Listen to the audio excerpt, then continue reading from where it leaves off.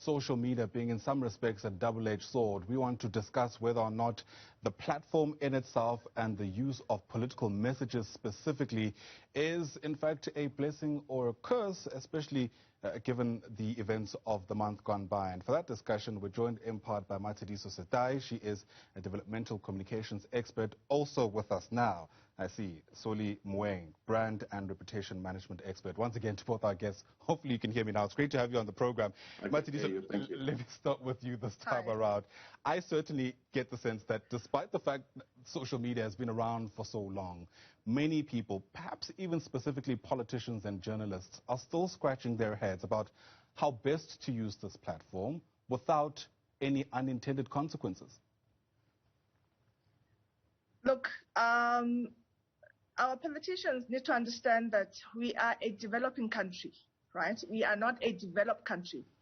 Most of them, especially those who are effectively using social media platforms like Minister Mbalula, like Julius Malema, in particular Minister Mbalula, the Trumpism phenomenon worked for a developed country like the United States, where followers have tended to be voters and have seen President Trump into the office. Here in a developing country, followers would not or does not automatically equate to your voters, and that the distinction that our politicians need to understand with social media in a developing country like South Africa. I imagine, Soli, that doesn't necessarily mean that politicians ought to ignore the role that social media plays. What Matshidiso is essentially alluding to here is the digital divide, I beg your pardon. It's very much with us, but I guess enough people are still on social media for it to matter. Yeah, look, South Africa might be a developing country, but it's a very diverse country. I mean, anyone who governs, who wants to play politics in this country must be aware of the diversity of it and know how to play to the diversity. Social media is here to stay. I don't think that South Africa should be regarded as one form of country and not the other, because we have all those communities in this country, and people are a lot more sophisticated than we seem to give them credit to.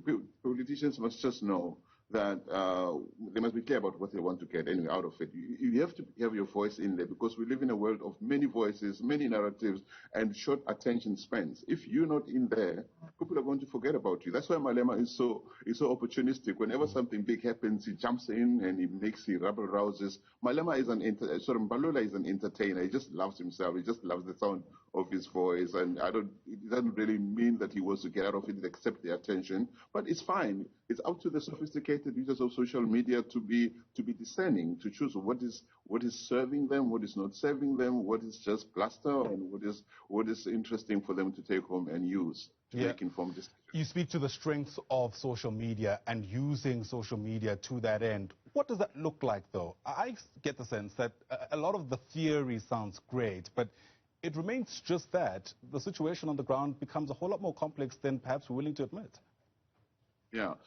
Look, South Africans are, as I said, they're not as naive as all that. Even the poorest of the poor are not always as naive as we think they are.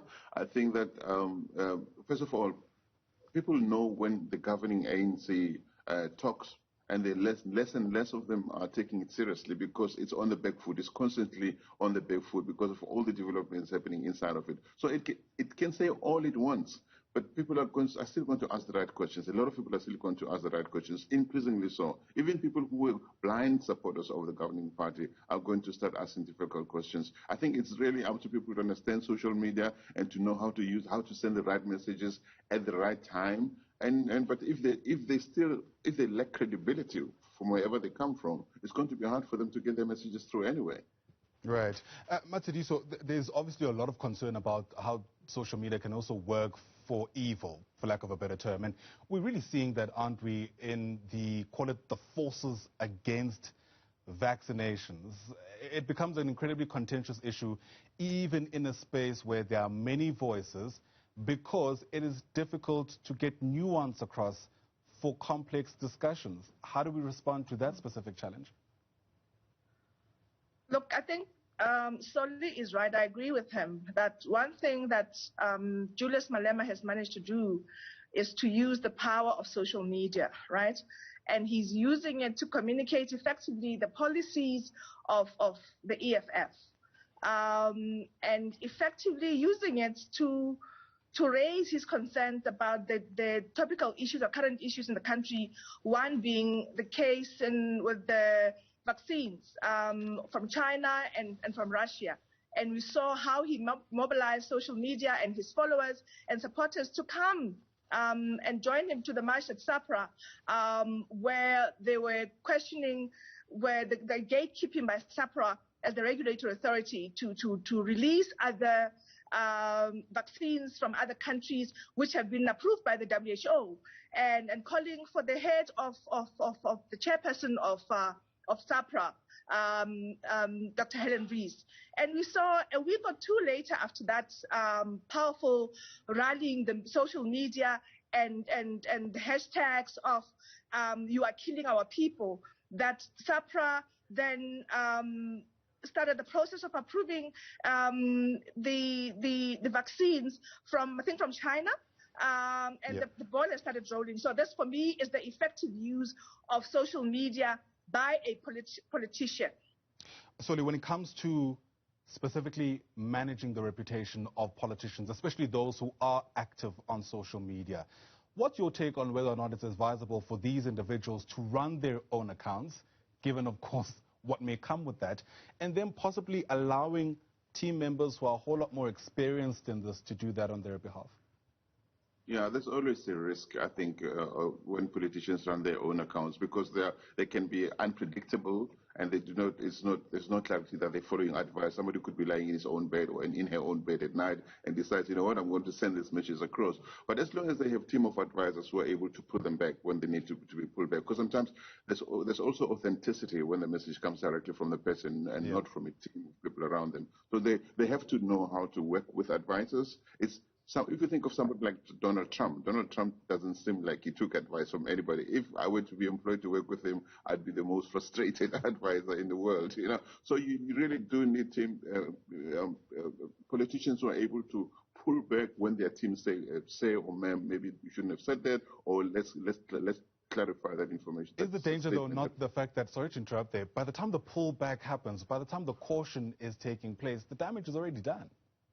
Yeah, definitely. I mean, everything depends on how quickly you pull it back. But it's best to always work with advisors. It's always best to be on message. It's best to say, these are the messages that we're going to be sending out there, and this is how we're going to communicate or explain these messages. And so that when they go out, there's already a team that's ready, that's watching, and that's prepared to, to come in and assist with explanations if they need to. But it's really important that it's on message. When a leader surprises their own people with messages that they don't even know where they come from, then that becomes a problem.